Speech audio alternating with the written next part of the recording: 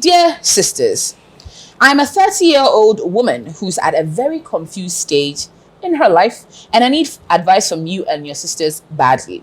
A few years ago, my womb was removed due to a medical condition I was faced with. Due to this, it is medically impossible for me to ever conceive a child in life. I've recently met a very handsome, gentle, hardworking, and kind-hearted man who truly loves me and is ready to marry me. AJ, I don't know if I should open up to him now or perhaps I should wait till after we get married. The thought of me losing him after telling him the truth is killing me because I honestly don't want history to repeat itself. As I opened up to my ex a few years ago about my condition and he rather left me. I love this gentleman too much to lose him, and I honestly don't know how I will deal with such a heartbreak such as this. Should this relationship come to an end because he cannot deal with my condition? Please, what should I do? Kindly help me. I feel like I'm losing my mind. Through no fault of hers. And usually a lot of people will attribute maybe losing your womb to something you've done in some point in your life. But this one is through no fault of hers. A medical condition causes her to have to remove her uterus just to be able to live. Now, she can't have kids. In this day and age, you will think that there are options available to you, but you need to be with a man who's open to these options. And she's afraid that this man may walk away like her ex did. Now, telling him or waiting until after the wedding, what do you think is true? Well, we've all agreed on one thing on this platform, which is telling the truth. And she has an opportunity that this is now going into marriage. This is the perfect time to tell the truth. And pray and hope that this person understands and is willing to look at the other options available for the both of you.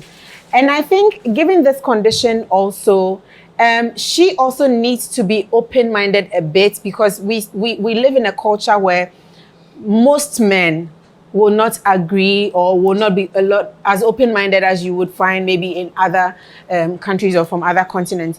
So she should also try and be willing to probably look at options like the man maybe having a child somewhere, especially if you've gone into the marriage and maybe years down the line. Because I know now you can even take your egg and fertilize it with the man's sperm in the lab and then actually have someone surrogate your child. So it's still going to be both of you, your biological child. I don't know if without the uterus, I'm not medically informed with that. If without the uterus, the egg still can function. Produce, yes. But I think it does. Okay, that's fantastic. So those are options that they can look at. I know it's quite expensive, but I mean, if you love someone and he loves you like she says, that's something that is possible. With the removal of your uterus, that should not be the end of the world. Yes. We would say it, but sometimes you will note that marriage is not just the man coming in. And true. You are marrying his entire family, whether you like it or not. Yeah. And they come with their own expectations of what a wife should be and what a wife should deliver to the marriage. Now, on a traditional African society and the family, they expect you to procreate. I remember very well, I'm sorry. Please. I remember very well earlier on after I got separated with my kids that I had gone into a couple of relationships, and then after a while I was like, it looks like every time I mention my kids, then these guys, then one of my friends was like, you know what, maybe you shouldn't tell them you have kids. Like, I'm not that type of a person who would hide my kids. I like them. I love them. I can't hide them. And so sometimes you need to take a hard stance on some of these things. If the person truly loves you, they would stay. If they don't, they will go. Maybe they do love you. Yeah. Maybe they honestly are willing to make it work. But you now have to deal with a family that expects you to naturally get pregnant, have children, and build a family. Now, it's telling him, which will also give him an opportunity to walk away because obviously he knows his family can't deal with it, or he personally can't deal with it. Or lock him in marriage and then break the news to him, which may be deceitful, but at the end of the day, once you're in it, you'll be forced to figure out a solution. Rosie, what is your stance on this? You should just tell him. You should tell him, because you see, there are certain lies that you can afford not to tell, because if it I mean, it would never really have an impact on your relationship or your marriage. So if you lied about making an A in class when in fact you were getting a D or an F, really, I don't see any spouse going back into time to check if their spouse's report card was registering an A or a C. But to lie in a way as to like a lie that would be found out, would be realized, you are shooting yourself in the foot. Like you rightly said, there are various ways of having a child. There's surrogacy. The fact that your uterus or your womb is not there doesn't mean that your ovaries are not producing eggs. It just means that you cannot carry it like a normal, pregnancy. So you probably have to get a surrogate. You probably have to do something else. Or adoption. Or something. Now, it may be more expensive or probably more risky if you look at it. But it's better than not telling your man. Because now he's going to get married to you thinking that everything is okay. Now, we have instances where the women actually thought they were okay. They thought everything was fine. But, children are actually a gift. So they get into the marriage, children are not coming. It's still no fault of yours, still no fault of theirs. Men are more likely to stick with you because it's not intentional. Now, when a man knows that you know that you couldn't, and you kept it away because the marriage meant a lot to you. If I were a man, I'll say, okay, fine, the marriage meant a lot to you. You've been there, you've done it. Now, take your certificate, go through. Then they can easily divorce you. Then they'll add another certificate to your marriage certificate. Divorce certificate, and you go. If I were a man, that's what I would do. So I believe in letting the man know the exact situation, because you see, I'd rather a man truthfully wants you for who you are. Now, when a man wants you for who you are, trust me, irrespective of how the family members want their grandchildren in a particular way, he will stick with you because it's a decision he has made with you. But in a situation where you have lied to him, you've sort of like coerced him into some form of a marriage based on lies, based on deceit, how then do you expect this man to talk for you? Because you see, your condition is not reversible. It's not like one day a miracle will happen and by some strange circumstance, some womb will be manufactured and then the baby will lie there. It's irreversible. So would you rather a man who is in it with you and will be able to go the long haul with you, and when the family members are doing tobe, he'll be in it with you? Such a man can easily even elope with you. So that you guys will get pregnant abroad and come back with your pregnancy because you do surrogacy outside. So nobody will know that it was a surrogate that carried, because technically, biologically, the child is still your child. Such a man can be open to such a solution, so the parents will not have to interfere and see certain things. So at the end of the day, look, marriage is not easy. And once you start the marriage on certain lies, trust is out of the window. Once you start a marriage with certain lies, you realize that it's very difficult to work on certain things, because everything you be referred to, everything you lied into your way into this marriage, you knew very well I didn't want you. You knew very well I wouldn't stand for this. So every couple talks about kids. How many kids do you want to have? How many kids do you want to have? Hey, me, my kids, I went to this secondary school. They would also go, or the whole time you require looking at him. That is not possible. I think that, look, listen, to save yourself the trouble, it's better, always better, to break up with a boyfriend than to break up with a husband. Trust me. Physically, emotionally, psychologically, financially, and legally. Look, financially, Charlie, the cost to go through a divorce, it's not worth it. So I think you should tell the man exactly what. And luckily for you, it's not like you've done some abortions, and it's a medical condition. So you have a good basis for this happening. It could happen to anyone. So I don't see why you are shying away from saying. That's interesting. Well, having this conversation, before I get into Olivia's take on it, I'll throw it a little part. And that's why we have the best mixologist in the game, Bruce of Bruce Services, here with us. Hi, Bruce.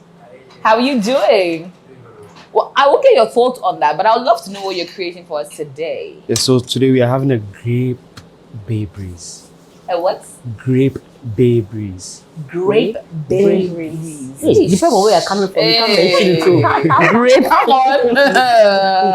We love it. We love to see it. We love to see it. Thank you so Yes, much. please. So please, at this point, we are ready to drink while Olivia speaks. Okay, please. Olivia, what are your thoughts on this particular one? Hiding it or letting him know? Definitely, I agree with the sisters.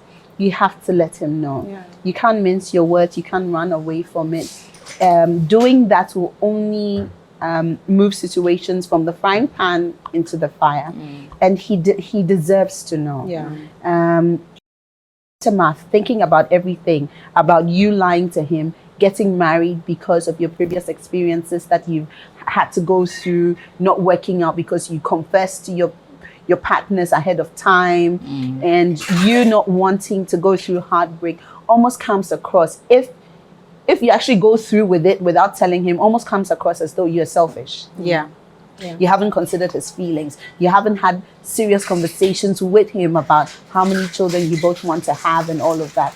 So for me, I know that it's very heartbreaking. I know it's not your fault. I know when you sit down to think about it, it's almost like you didn't ask this to be on you, but it's some way, somehow it happened. And it's legitimate and it's true. So when you start off a relationship and you feel like the person really likes you, don't let it progress, or don't be too vested in it. Find a way. I know it's easier said than done, but find a way to be one leg in, one leg out, so that the same leg that you need to move in will be easier, and the other leg that you need to move out will also make it easier. Yeah. So, but they need to know as soon as possible. Yeah. You need to know whether it's a deal breaker. Sweetheart, I love you and you love me, but there's this condition. I'm not saying that when you meet somebody immediately day one, tell them that, oh, this is your situation, but you're studying the person. Don't let it overly progress, because then it makes breaking up tough on you. So the earlier the better, so at least you know that you can count your losses quickly and you can move on. I know it also would not be easy for you to move on, but it's better for you to do it as soon as possible than to be extremely vested, and you've invested your emotions, your everything in this person, and then they disappoint you because you love them and you don't expect them to disappoint you. And honestly, a man who really loves you and cares about you as an individual will stand by you, just like She couldn't wait. just like Bruce, I said, just like I know, Do that thank to you. you. Just like the sisters were saying, they will stand by you, they will stick by you, they would be with you, they will pray with you through the entire process. So for me, I think my biggest take in what you said, in order to make it less difficult on you and on your heart, is to be quick about it. Let them know that, Masa, I can't give you babies because of this medical condition. Is it a deal breaker? If it is, please, I cannot lead you on anymore. But if it's not, I'm happy to do whatever it takes for us to have a child together. And like the sisters were saying, all these options, you can make them available. And the reason why it's imperative to let them know ahead of time, and also to share the different options, it means that you also need to be well read about your situation. Let them know, okay, if I can't have a baby, my eggs are available. This is the situation in which they are. I've spoken to doctors. These are the options we have. Is it something that you don't mind? Do we need to get somebody to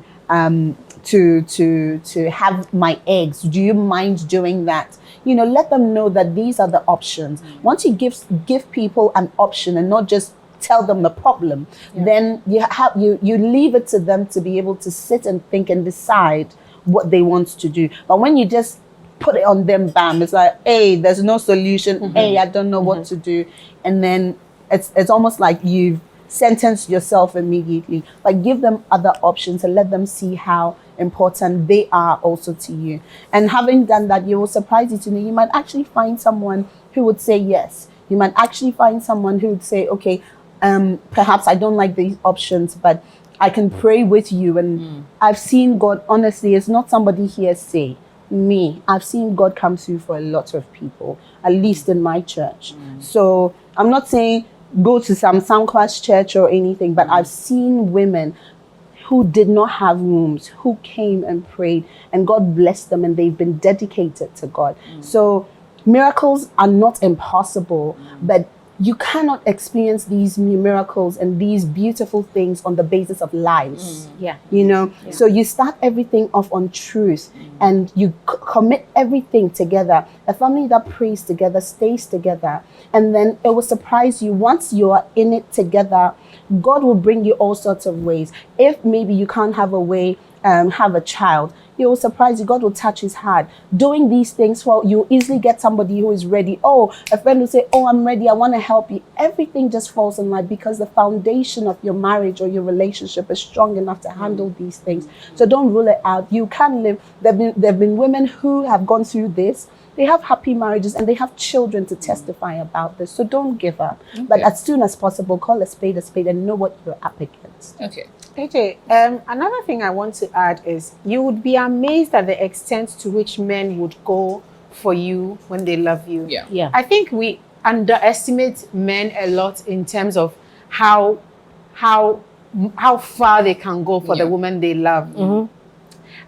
I have seen people who they've done all sorts of things and their men have stuck around, or they have all sorts of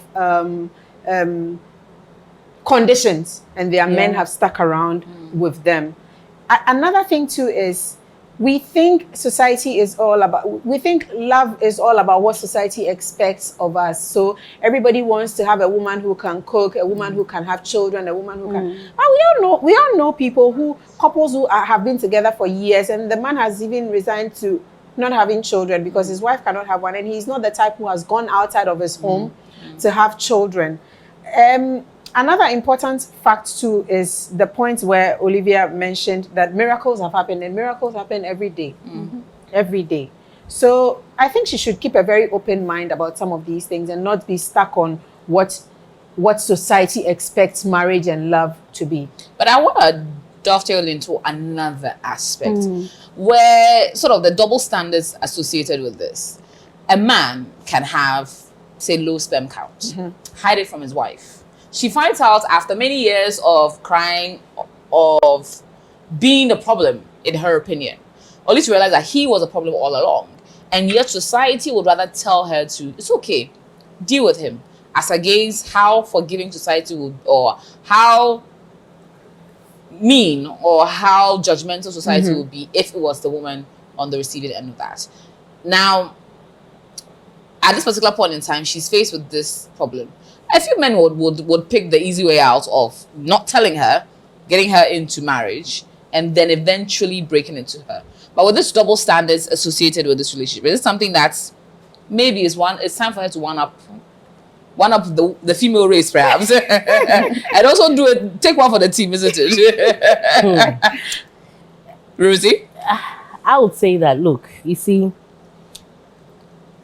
eventually it is the woman, even though everybody knows that it takes a man and a woman to make a baby, because you carry it, visually, you are the one having the baby. Yeah. So a lot of emphasis is being put on the woman, unfortunately, because that is what you see. It's like a building. The most important part of a building is the foundation. Nobody sees that. Yeah. Everybody says, oh, this is a nice building, because they've seen how it's come up, the colors that has been painted with. So human beings naturally are visual people. So because it's the woman who does the actual carrying, it's her who is having the bloated stomach and everything, you realize that a lot of people place a lot of emphasis on the fact that it is a woman who has a child in the home. So obviously, when a woman has so many babies, a lot of people give the woman congratulations. Hey, we'll drink one. Hey, why are they are blessing you. They are doing all the kind of like. And it's the same way when children are not coming, they place it at the footstep of the woman. Because hardly do you go to an outdooring or a place like that and you see people overly congratulating the man. Maybe it's a boys or telling you first, but largely a lot of congratulations is given to the woman. That's why Mother's Day is so important, because everybody goes like, oh, Mother's Day, you're a mother, it's like a big thing. So most of the time, men don't even know they have low sperm count. They don't even know they have it. It is when there's an issue and they are brave enough to go and get tested, that's when they know they don't have. And a few times, even with those conditions like low sperm count, they tell them things like, oh, dieting and things can correct it. So it's not much of a big deal.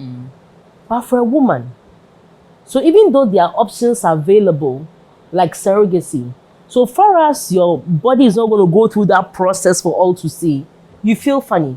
Meanwhile, a man with a low sperm count can easily go to the hospital, have his sperm cultured to become faster swimmers, inseminated into the woman. Nobody even has to know about it. Let us know your thoughts as well. Use a hashtag #SisterSister and tell us all about it.